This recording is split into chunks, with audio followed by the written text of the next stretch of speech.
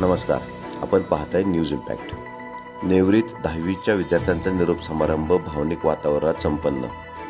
नेवरी तालुका कडेगाव जिल्हा सांगली येथील श्री बाल महाडिक विद्यालयात 10वीच्या विद्यार्थ्यांचा निरोप समारंभ नुकताच अत्यंत भावनिक व प्रेरणादायी वातावरणात पार पडला. शाळेतील आठवणी, शिक्षकांचे मार्गदर्शन आणि उज्ज्वल भविष्याच्या शुभेच्छांनी सभागृह भारावून गेले. या प्रसंगी रयत शिक्षण संस्थेचे माजी सहसचिव श्री विलास महाडिक यांनी विद्यार्थ्यांना परीक्षेची योग्य तयारी, प्रश्नपत्रिकेचे स्वरूप आणि गुणदानाची पद्धत याबद्दल सखोल मार्गदर्शन केले. परीक्षेला भीती न बाळगता आत्मविश्वासाने व शांत मनाने समोर जाण्याचे आवाहन त्यांनी यावेळेला केले. त्यांच्या अभूतपूर्व शब्दांनी विद्यार्थ्यांना नवा आत्मविश्वास मिळाला. तसेच महाविद्या प्रतिष्ठानचे अध्यक्ष योगेश महाडिक यांनी संस्थेच्या वतीने 10वीच्या 60 विद्यार्थ्यांना परीक्षेसाठी आवश्यक असणारे एक्झाम किट यावेळेला प्रदान केले. त्यावेळी बोलताना त्यांनी 10वी, 12वी किंवा पदवी हे जीवनातील केवळ टप्पे असून प्रत्येक टप्पा आनंदाने आणि जबाबदारीने पार करत स्वतःचे उज्ज्वल भवितव्य घडवण्याबरोबरच चांगले व जबाबदार नागरिक बनण्याचा संदेश त्यांनी यावेळी विद्यार्थ्यांना दिला. विद्यार्थ्यांनीही कृतज्ञतेची भावना व्यक्त करत वर्गणीतून शाळेला काचेचे डायस भेट दिले. या प्रसंगी शिक्षिका साळुंखे मॅडम यांनी विलास महाडिक यांच्या प्रेरणादायी मार्गदर्शनाबद्दल तसेच योगेश महाडिक यांनी विद्यार्थ्यांना दिलेल्या एक्झाम किटबद्दल मनपूर्वक आभार मानले.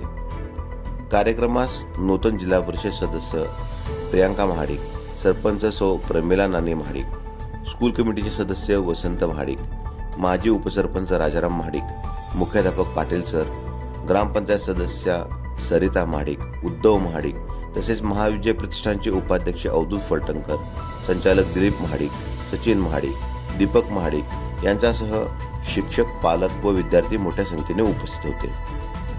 विद्यार्थ्यांच्या डोळ्यात भविष्याची स्वप्ने आणि मनात शाळेच्या आठवणींचा साठा घेऊन हा निरोप समारंभ संस्मरणीय ठरला. यावेळी बोलताना श्री योगेश महाडिक यांनी महाविद्या प्रतिष्ठानच्या वतीने काय सांगितले पाहूया.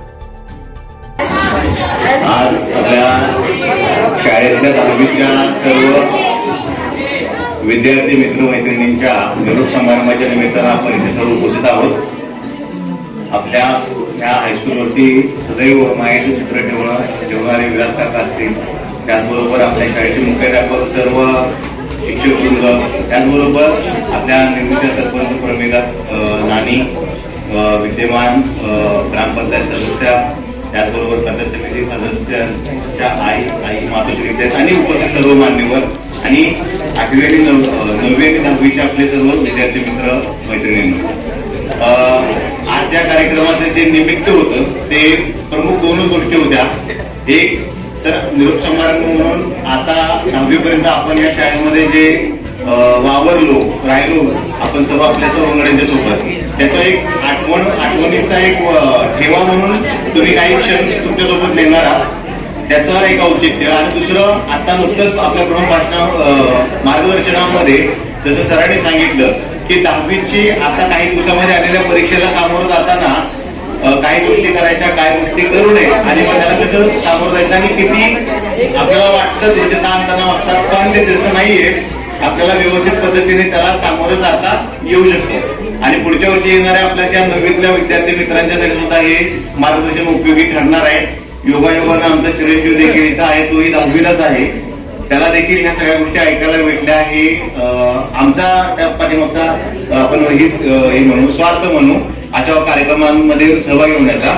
आणि आपल्या संस्थेच्या वतीनं आपण गावासाठी प्राथमिक स्वरूपामध्ये आणि प्रामुख्यानं काही ऍक्टिव्हिटी करत असतो. त्यामध्ये विद्यार्थ्यांच्या शैक्षणिक गुणवत्तेमध्ये वर करण्यासाठी काही उपक्रम आपण जाणीवपूर्वक करत असतो.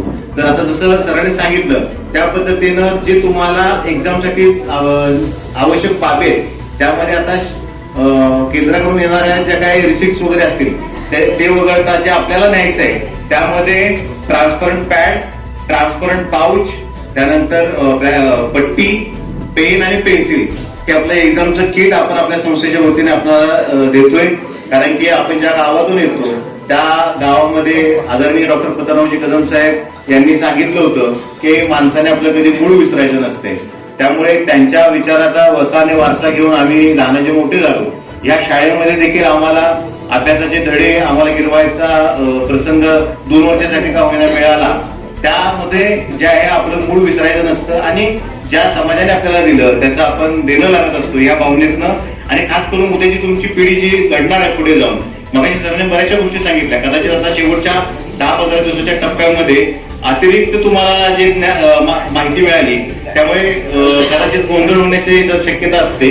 पण त्यातून थोडंसं नियोजन तुम्ही आता वर्षभर अभ्यास करताय, फक्त थोडंसं रिव्हिजन आणि वेळेचं व्यवस्थापन या सगळ्या गोष्टीच्या अनुषंगाने तुम्ही जर सामोरे गेलात तर नक्कीच खात्री आहे की पास होईल का नाही याची शक्यता होणारे विद्यार्थी फार कमी असतात. कारण की खूप चांगल्या पद्धतीने शिक्षक वृंद आपल्याला लाभला आहे आणि त्यांनी खूप मेहनतीने सगळ्या गोष्टी करतात. वेळोवेळी आम्ही ते बघत असतोय.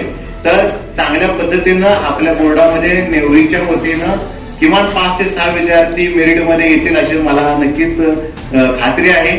आपल्या सर्व विद्यार्थ्यांच्या वतीनं मी 10वीच्या विद्यार्थ्यांच्या वतीनं मी आपल्या सर्व मान्यवरांना आणि शाळेला आश्वासन देऊ का?